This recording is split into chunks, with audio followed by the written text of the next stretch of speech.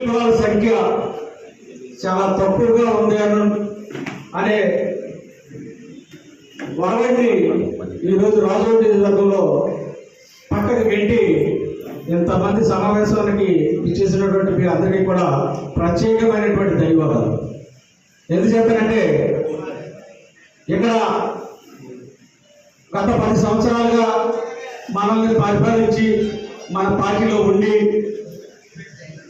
మనకి ఏ ఒక్కరోజు కూడా నేను పార్టీ మారుతాను అనే సందేశాన్ని మనకి ఇవ్వకుండా మనల్ని వదిలిపెళ్ళినటువంటి నాయకత్వం వైపు రాజోలు నియోజకవర్గం షెడ్యూల్ కులాల నుంచి ఏ ఒక్కరు కూడా వెళ్ళకపోవడం అనేది చాలా ఆనందకరమైన.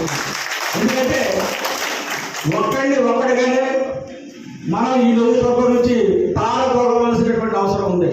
ఎందుచేతంటే షెడ్యూల్ కులాల యొక్క హక్కుల్ని ఈ డాక్టర్ బిఆర్ అంబేద్కర్ కోనసీమ జిల్లాలో కొన్ని సంవత్సరాలుగా అనుభవిస్తూ తనే పెద్ద నాయకుడిగా పరిచయమయ్యి నేను నాకంటే గొప్పవాడిని లేడని చెప్పేసి జగన్మోహన్ రెడ్డి వాళ్ళ దగ్గర కూడా మరి కాళ్ళు పెట్టుకుని ఇక్కడ ఉన్నటువంటి ఆ పార్టీలో ఉన్నటువంటి షెడ్యూల్ కులాల యొక్క పూడు కూడా తినడానికి వెళ్ళినటువంటి వ్యక్తిని ఏ విధంగా ఇక్కడ నుంచి మనం సాగపడాలని చెప్పేసి నేను కోరుతూ ఉన్నాను.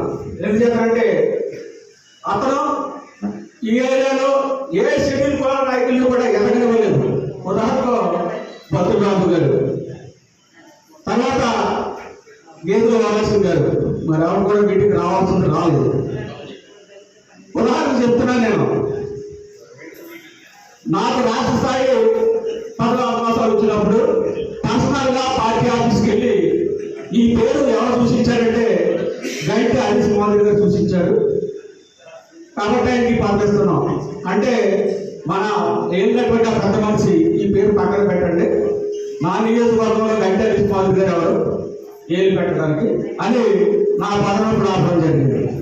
తర్వాత రెండోసారి కూడా సరే ఈయన దగ్గర నుంచి ఎలా అంటే షెడ్యూల్ కూడా ఎలా అడుగుతాడని చెప్పేసి ఆ పాట చెప్తుంది అతను ఈయన దగ్గర నుంచి ఎలా కాదని చెప్పేసి నేను పర్సనల్గా సూర్యరావు గారి దగ్గరికి వెళ్ళి లెటర్ తీసుకుని సాగంటి స్వామి సాక్షిగా ఆ లెటర్ ఫైల్లో పెట్టి రెడ్డి సుబ్రహ్మణ్యం గారి దగ్గరికి వెళ్తే రెడ్డి సుబ్రహ్మణ్యం గారు ఆ ఫైల్ని ఆ రోజు సేకరించి 3 నెలలైనా 4 నెలలైనా నా పదవి రావట్లేదంటే అని చెప్పేసి నేను ఇంకో బీసీ క్యాండిడేట్ తీసుకుని రెడ్డి సుబ్రహ్మణ్యం గారి దగ్గరికి వెళ్ళినప్పుడు ఈ ఫైల్లో మీ లెటర్ చూపించు, రేపే నీకు అవగాహన చేస్తాను అన్నారు.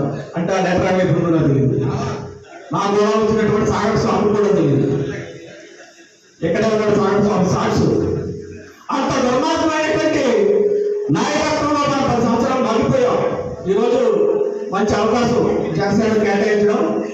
చదువుకున్న వ్యక్తి దేవప్రసాద్ గారు, ఆయన కమిషనర్గా, కలెక్టర్గా, ఎస్సీ కార్పొరేషన్ ఈడీగా కూడా పనిచేసినటువంటి అనుభవం ఆయనకు ఉంది. కాబట్టి మంచి నాయకత్వాన్ని మనకి 3 పార్టీలు కూడా సెలెక్ట్ చేసి పంపాయి. మా ఇంటికి ఆయన వచ్చి స్వయంగా నన్ను కలిసినప్పుడు నేను ఒకటే కోరాను, ఇక్కడ చాలా సమస్యలు ఉన్నాయి గారు, దళిత భూములు సుమారు చాలా ఎకరాల ఇక్కడ నుంచి ప్రభుత్వం దాఖలు చేసుకున్నటువంటి సందర్భాలు ఉన్నాయి. ఆ ఎమ్మెల్యే కానీ ఈ ఎమ్మెల్యే కానీ ఇరవై వరకు కూడా ఆ ఆస్తి ఎందుకు ఎక్కడికి వెళ్ళిపోయింది, ఎందుకని మీ మానవాధికలే ఆస్తి ప్రభుత్వం దాఖలు చేసుకోవాల్సిన పరిస్థితి వచ్చిందని చెప్పేసి అడిగిన నాయకత్వం లేదు. ఇక్కడ మాకు 40 ఎకరాలని మా పూర్వీకులు పావలా పోగు చేసి అంతర్వేదిలో మాకు సంపాదించి పెడితే ఆ భూమి ప్రభుత్వంలో కలిసిపోయినటువంటి సందర్భం జీర్ణించుకోలేకపోతున్నాం. ఇక్కడ మాకు అటువంటి సమస్యలు చాలా ఉన్నాయి. దళితుల యొక్క నోటికాడ కూడు జారిపోయినటువంటి అనేక సందర్భాలు ఉన్నాయి. అంటే ఎంత చదువుకున్నా ఆ ఎమ్మెల్యే కానీ ఈ ఎమ్మెల్యే కానీ ఇద్దరు కూడా నాకు